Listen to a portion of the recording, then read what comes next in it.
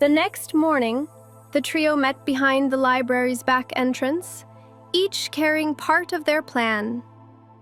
Luna had managed to get the key from her cousin, tucked inside her jacket.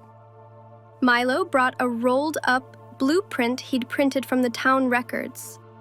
And Zoey had photocopies of book titles from the flood-damaged inventory list. The sky was gray, hinting at rain, and the library loomed silently above them. They slipped in through the back door, careful to avoid the head librarian, Mrs. Kettleworth, who is known to have ears like a fox. Inside, everything smelled of old paper and floor polish.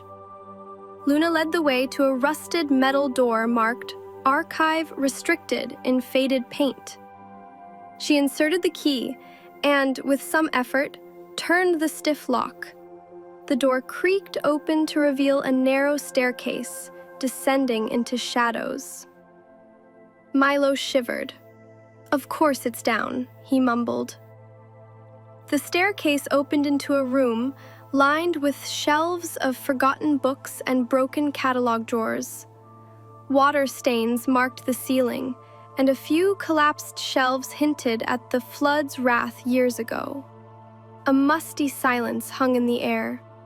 They spread out, searching through shelves, drawers, and boxes. Zoey used her inventory list to check for any books with notes about time, gears, or doors. Milo followed the blueprint and noticed something odd, a part of the wall that looked too smooth compared to the rest. He tapped it, hollow. "Guys," he called, "over here." Zoey and Luna rushed over. Together, they cleared away books and found a thin seam in the wall. Zoey pressed along the edge until a soft click sounded. A small panel opened, revealing a hidden cabinet. Inside was a single book, leather-bound, gold-trimmed, with no title. On the cover was the same half-sun, half-gear symbol from the scroll. Zoey opened it to the first page. There was only one line, "Door 1. Begin where the past sleeps." Cryptic phrase echoed in Zoey's mind. Begin where the past sleeps. She turned more pages, but the rest were blank. "This book is part of the puzzle," she said. Luna gently took the book and held it near the puzzle box. The box responded immediately. Another glow, and one of the carved panels shifted open.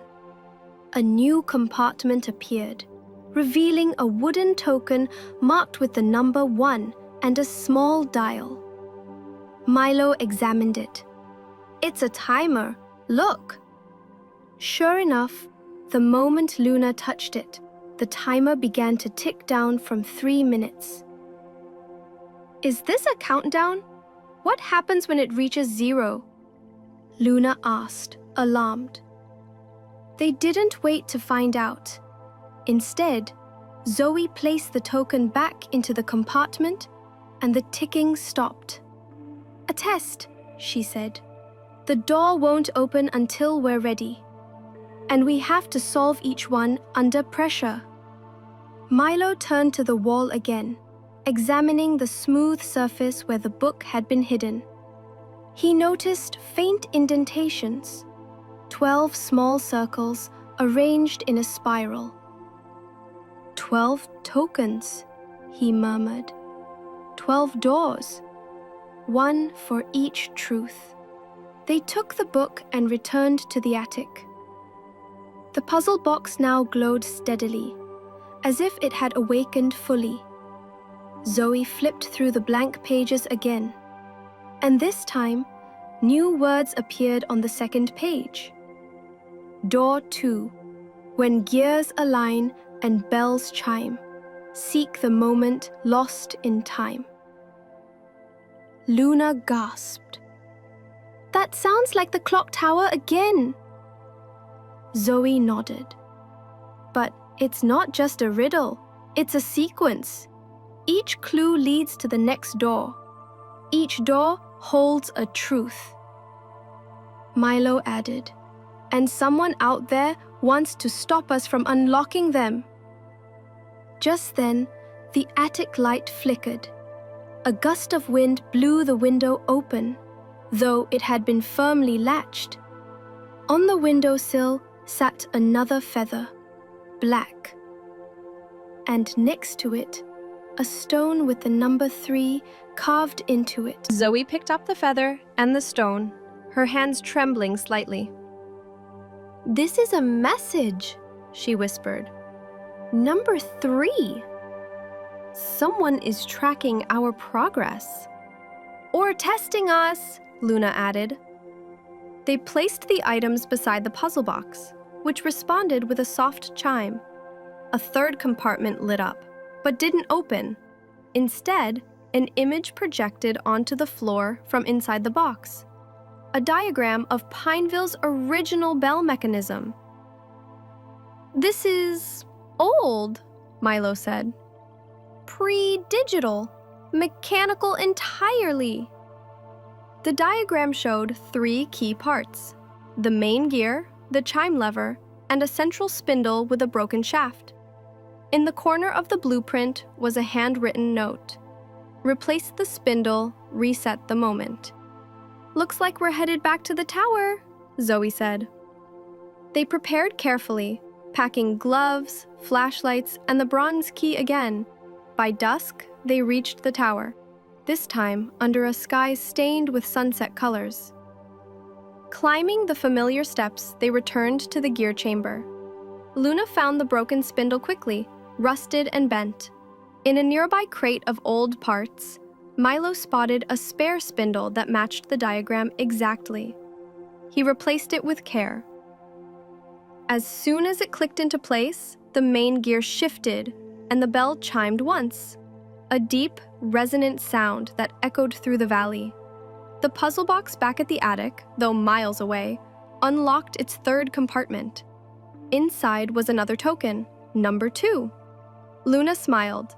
The puzzle listens, even from afar. But someone else had been listening too. Outside the tower, across the street, stood the man again. His coat blew gently in the wind. This time, he wasn't alone. Beside him stood a second figure, smaller, hooded, and unmistakably watching them. Zoe, Milo, and Luna froze at the window. The appearance of a second figure changed everything. "Another one?" Milo whispered. Zoe grabbed her camera and took a photo before the figures disappeared into the growing darkness. Back at the bookshop, the trio examined the tokens and the now open compartments in the puzzle box. Each token fit into one of the 12 spiraled indentations Milo had found earlier.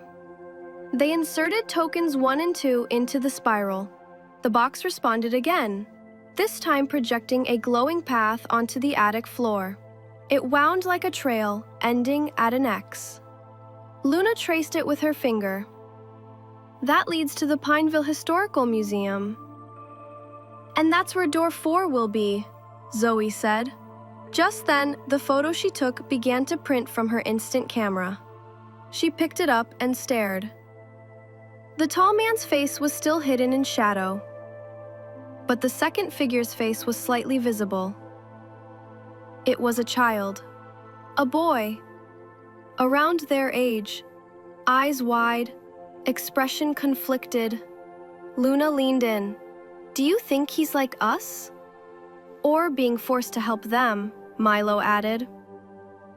Zoe's voice was soft but certain. "Either way, we'll find him." In the corner of the puzzle box, new words has etched themselves in gold. Truth divides, trust binds. Be ready for the 4th.